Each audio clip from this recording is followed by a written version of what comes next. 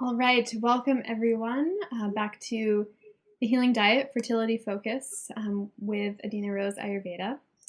I am really happy to be here today with one of my teachers, Terra Rafael. She's an author. She is, and we'll say,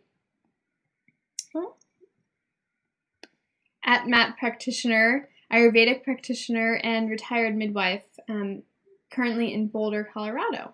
And her work can be found at wisewomanhood.com. So Terra offers in-person work and multiple ways to learn through her online courses as well. So she educates midwives in Ayurveda, as well as teaching general women's health education classes through the Ayurvedic lens. So I met and first heard of Terra. Well, I first, was introduced to her work through her short book, Ayurveda for the Childbearing Years. And since then, I have taken some classes through the Sacred Window School with her co-teacher in a class, Ayurveda for Fertility, Pregnancy, and Birth. And the focus was Ayurveda, but she intertwined my abdominal therapy in a lot of the lectures. And it's the first place that I heard about this, and it just sounded absolutely incredible, and it sounded so perfectly tied in with Ayurveda. I really wanted to go learn more. So, and for my own personal healing as well. So this was a couple years ago now, and I found a practitioner in my area. I just fell in love with the treatments, and I experienced really profound healing from painful menstrual cycles. And then I loved it so much, I needed to share this with my clients, my Ayurvedic clients as well. So I did the professional training, and I'm just continuing my training in my abdominal therapy as well, so I can spread this work with my clients. So that's really what I'm here to talk about with Terra today, my abdominal therapy. I want to get her years of experience and expert knowledge with practically applying it. Because I could talk about it and you guys are getting enough of my perspective. It's so important to get other teachers' perspectives and voices. So welcome, Terra. Thanks for being here. I'm really honored to have you here. I'd love to have you, tell us a little bit more about your work and what you do as well. What's going on for you right now? Well, right now, I'm excited because I have, besides my Wise Womanhood work, I'm working with another Ayurvedic practitioner now in another practice as well called Roots of Wellness Ayurveda, and we have a website under that.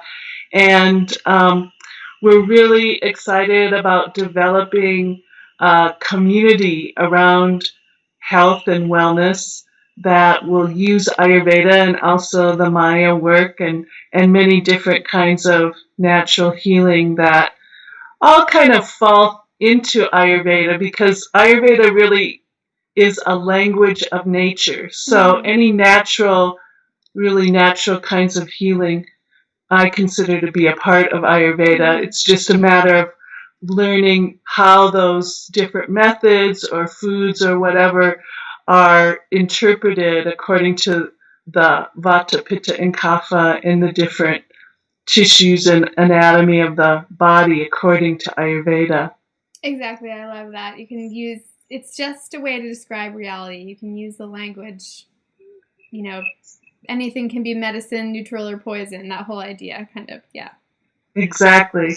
So anyways, in the new practice, I'm still specializing in women's health, and I'm continuing to teach um, Ayurveda for midwives, and excited about passing it on to them, since it will be very relevant in working with women and teaching women and spreading the knowledge of women's bodies. It's, to me, it's just something that every woman would best know if she wants to really understand her body. Mm-hmm. Awesome. Wonderful.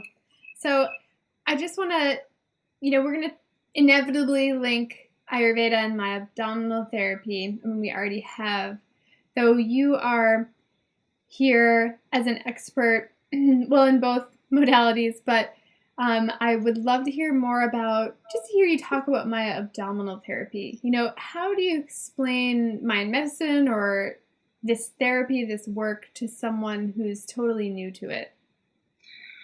Well, what I'd like to talk about is how the Maya abdominal therapy really opens up the core of our body and increases how energy, but also the blood and just even all the natural things that flow in our bodies, everything can work better in our abdomen when it is treated with the Maya abdominal therapy.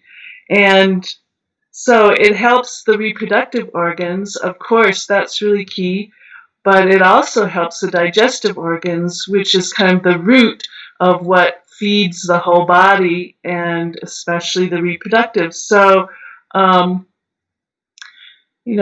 for some people, they come because they love it because, like you, they had menstrual discomfort. It's very common. And it's very common in our culture that women's uterus is tipped.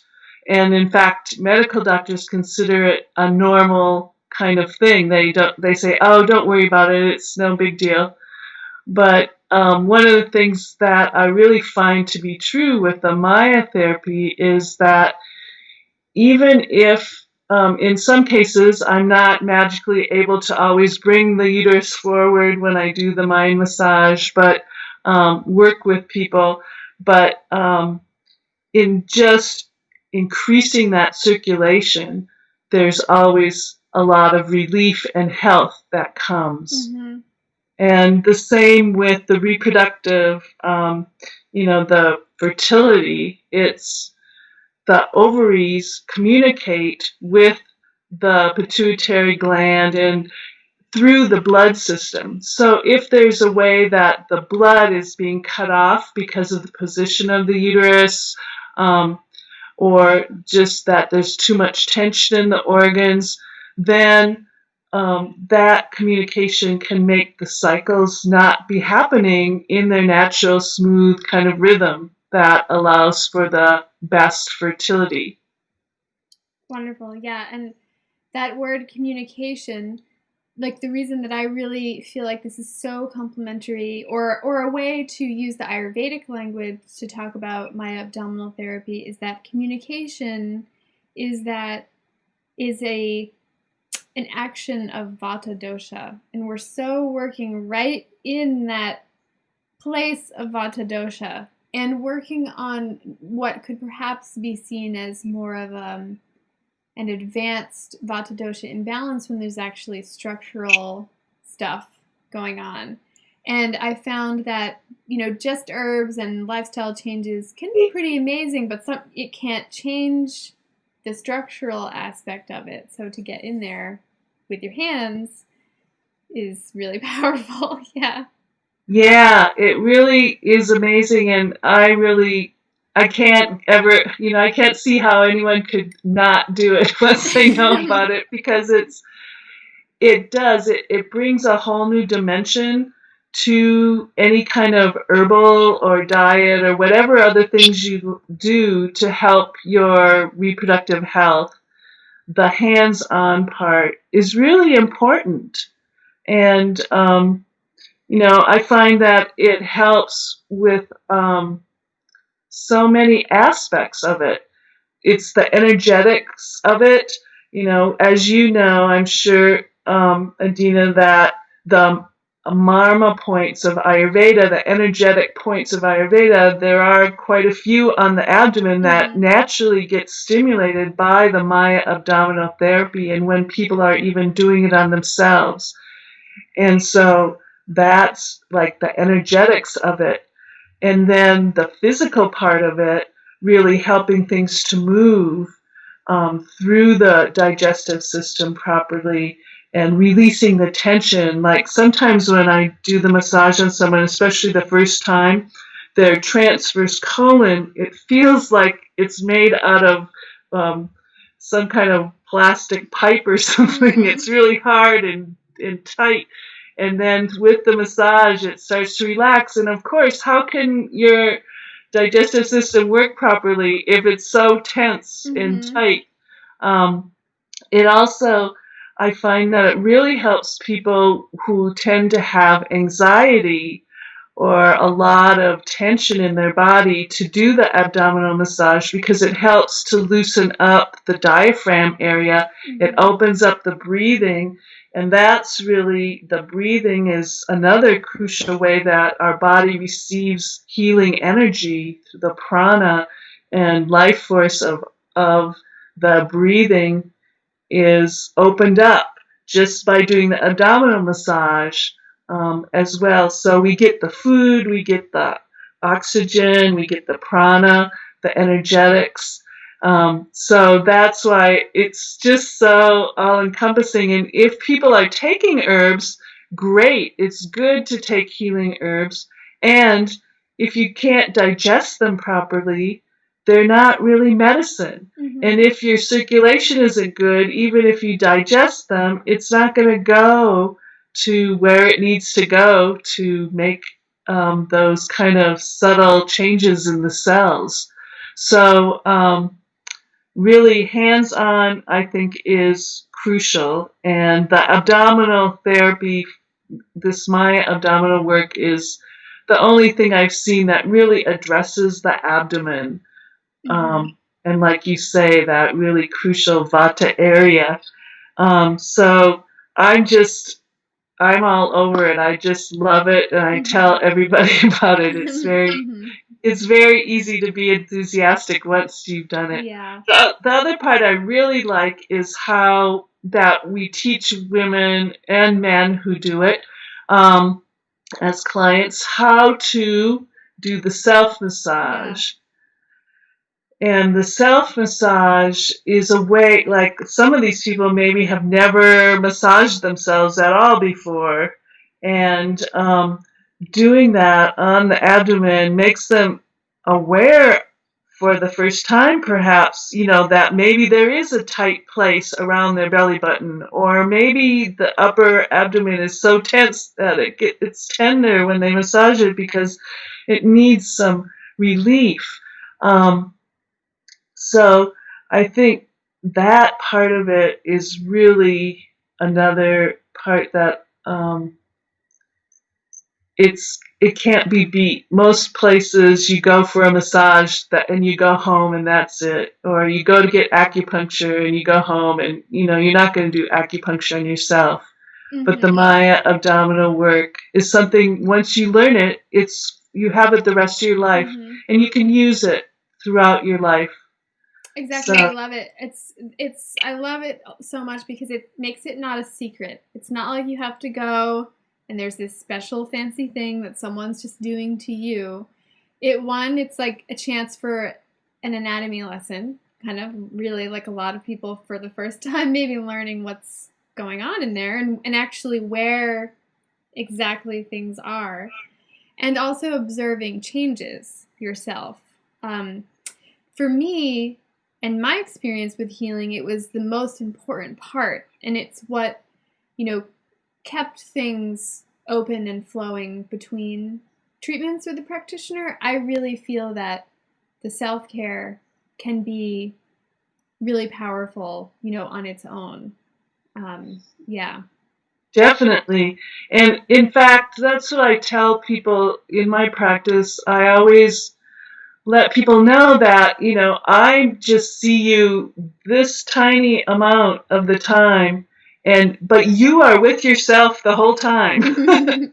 And you are the one that must decide to take care of yourself and care for yourself. And I think doing the self-massage is a way for women to start really being aware that it's important to take care of ourselves. And sometimes it's just that women don't know how. They haven't been shown ways that would really make a difference to them. But sometimes it's about not really taking time. You're taking care of other people all the time, or you just don't pay attention to your body. You're really like always looking at the computer, working or watching things instead of being in your body. So I think that's another important aspect of the self massage. It really helps you be in your body and aware of your body. In the one other aspect I use in my practice a lot is also charting the cycles, because that can give us some very important clues to what needs to change if a woman is having menstrual or fertility problems. And so we can better focus on that. And it's also a way for women to, again, to learn about our body. And the system I studied is called Justice. Yes, we have a teacher And teaching us that method in this longer program. Yeah. Yeah, and in the Justice they call it body literacy, and I love that terminology because I feel like that's what I really want to convey to women about learning to read their body, to then know how to take care of their body. And that to me is body literacy, and it seems like it should be the first one of the biggest literacies we have. You know, we can have emotional literacy, we can have ability to read and write and do mathematics, but our bodies are our vehicle in this life. So yeah. Wonderful. Yeah, I'm excited for that part of the course as well because I'm very familiar with, fertility awareness method, but I know there's little differences. And I really like that terminology as well. So I'm looking forward to that. So, I'm desiring to share this information with, all women because it's empowering, it's natural, it's easy, and I really believe that it can facilitate real, true healing. And in this context, we're mostly talking about reproductive imbalances or discomforts that may be causing some fertility issues. There's no shame or blame, though sometimes it can feel that way because it's just very intimate and personal. And I would just love to hear your, way of discussing or talking about something that's so, like, in such a compassionate way, especially introducing something new like this to a woman that might be in not a desperate situation, but I think even if a woman has tried once and it doesn't work, it can bring up a lot of fear. But I'd love to hear just how you introduce, this self-care, but also just care of the womb in general, to a woman who's on that path. Right. Well, when a woman comes to me for the first visit, I leave plenty of time, and I usually schedule 2 hours, but it often goes over because there's just so much to learn about her.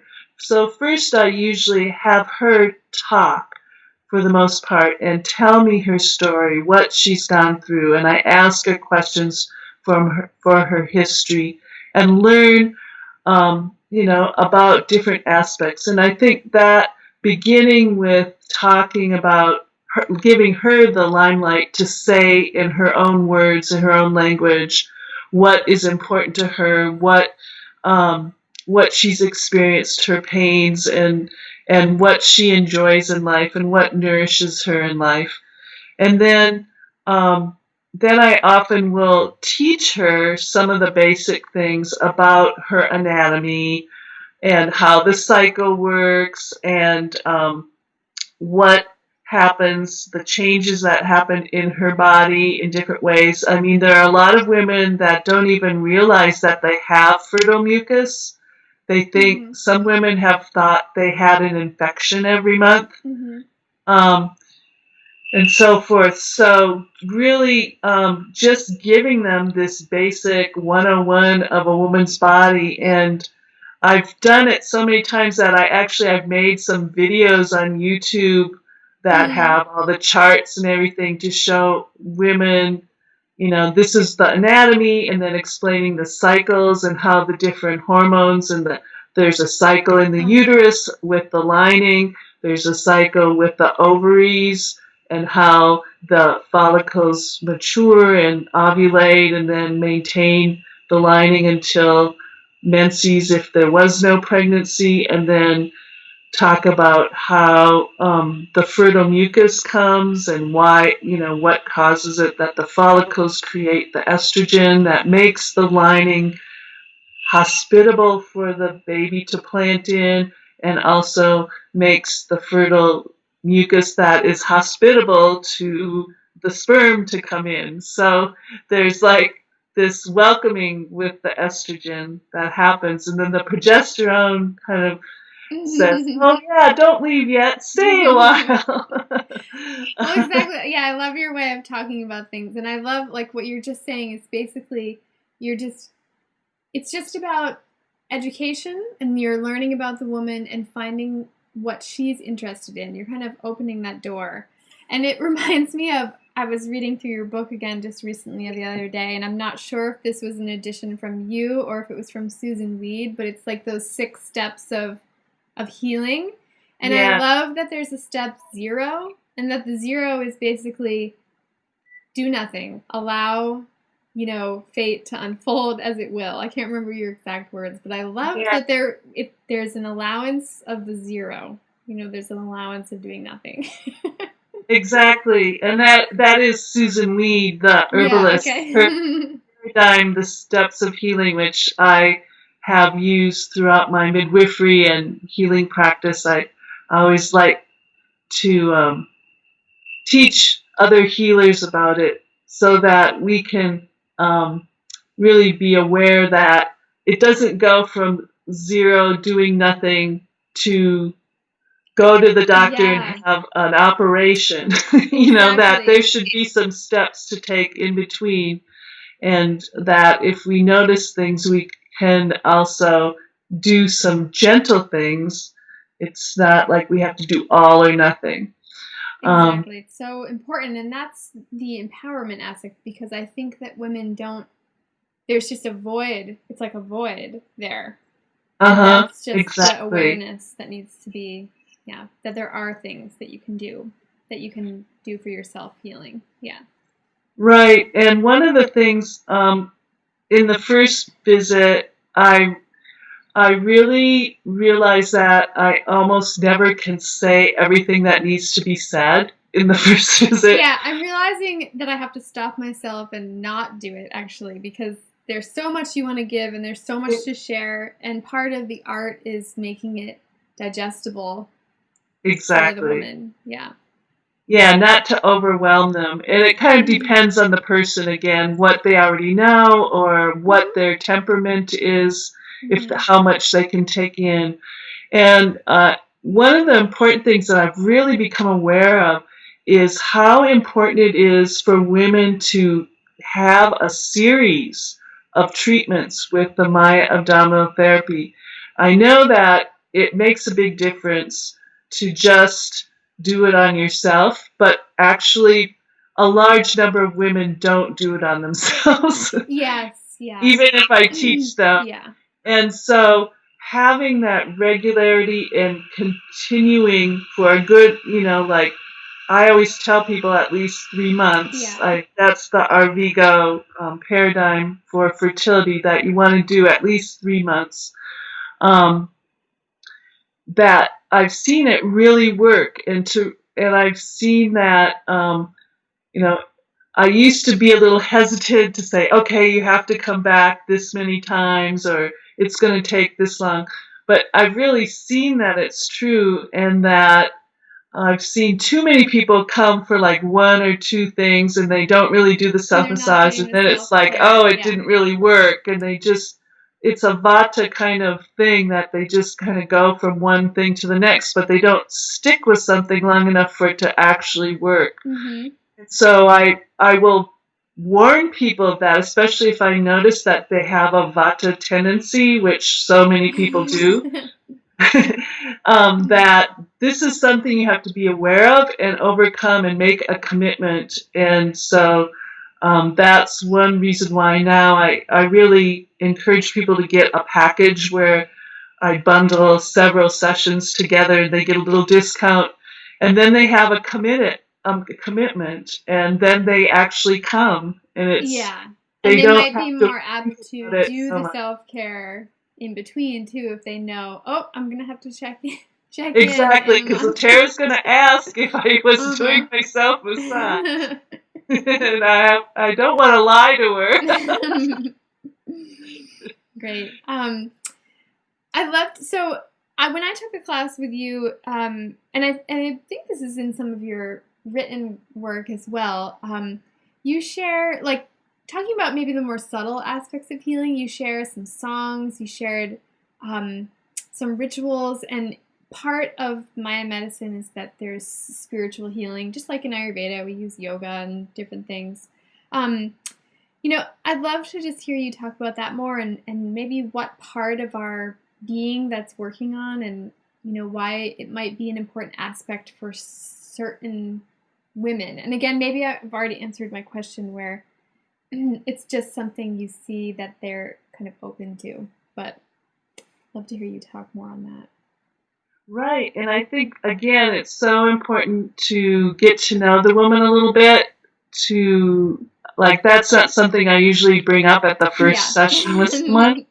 Once I understand their tendencies and their language, and I'll often ask women, well, what do you do to renew your spirit? And for some people, it's just being in nature, going hiking, or going to the beach, and other people, they have spiritual practices, or they go to church, so once I know that, then I have a better way to express to them ideas that they might do, and I can put it in words that will fit into their vocabulary more easily. And also, if I know someone is a dedicated Christian and they go to church every Sunday and so forth, then I would talk about doing prayers, and so forth. And people who are more kind of having a Hindu kind of tendency in their spiritual life, I might say do these kind of rituals, but almost every kind of person understands singing, even though they might not be a great singer or whatever.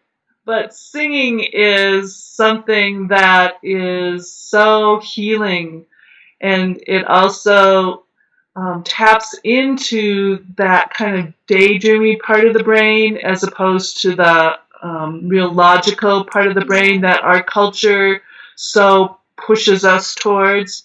And that part of the brain, and just also the heart, is so opened up when we sing. I mean, just literally the breathing that we do is like pranayama in the Hindu tradition, and every religion seems to have some kind of chanting or singing that goes along with it, if not dancing. I know some of the more traditional cultures had a lot of dancing, which I like. So I really encourage women to find ways to tune into that non-intellectual part of themselves, and to invoke that as a power, as part of their power in achieving what they want to achieve, whether it's just healing themselves, or getting pregnant, or having a healthy birth, or whatever, if they're going through menopause, to find their new levels of healing and power within their changing body. I give them ideas and then kind of brainstorm with them actually how to do that. So although I've got some kind of hippy dippy kind of songs and things to do, that's partly because a lot of the people around where I live are open to that. But wherever you are, you can find your own way to that spirit whether you call it God or Mother Nature or just your inner higher self, that is a powerful force to bring into any kind of a healing situation. Yeah, I really like the way you said that. I've been using these two kind of concepts of to know versus to feel, and maybe not versus, but to know and to feel, but not feeling as in emotion, but feeling as almost like being able to tap into that intuitive place as opposed to the intellectual place, and especially around something like perhaps conception or fertility, where there can be a lot of anxiety and this want to control or grasp. And as a reminder that it's really not in our control at all. Yes, that's what I always tell people. I mean, when I was a midwife, that was one of the things in my first paper I would give them about my practice. And I would say, all we can do is love. All we can do is be open and love and be in our highest whatever is happening, because we do not control it, and we don't make it. We can't buy it. We can't buy health. We can't buy a baby or our good process of menopause or whatever just by doing all the right things. There's a concept of spiritual materialism, it's called, where, oh, you'll go to heaven if you do this many prayers, or if you just do this, then you'll be saved, or if you will chant this mantra so many times, then you will be liberated. That's kind of a materialistic view, that it's like a transaction, a business transaction. Yeah. And that's not how nature works. Nature is not a business. Wonderful. Well, on that note, I think that's a good place to stop today. But, unless there's anything else, any little juicy bit of information, or, one last thing that you feel like you want to share with us about this whole process, or about, self-care or my work. Well, just do it. No. one of my Mayan teachers was Miss Beatrice, and she was midwife from Belize. And Miss Beatrice said it's really important to laugh. Mm-hmm. And so I really think we should all laugh every day. Make sure that you have some chances to laugh, because laughing is a way to massage ourselves from the inside. And it's also a way to increase our neurochemical balance into a happy form.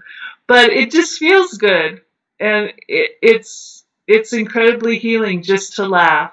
So in honor of Miss Beatrice and her memory, I say, go girl and make everyone laugh. Lovely. Well, thank you so much for being here with us today. You're very welcome.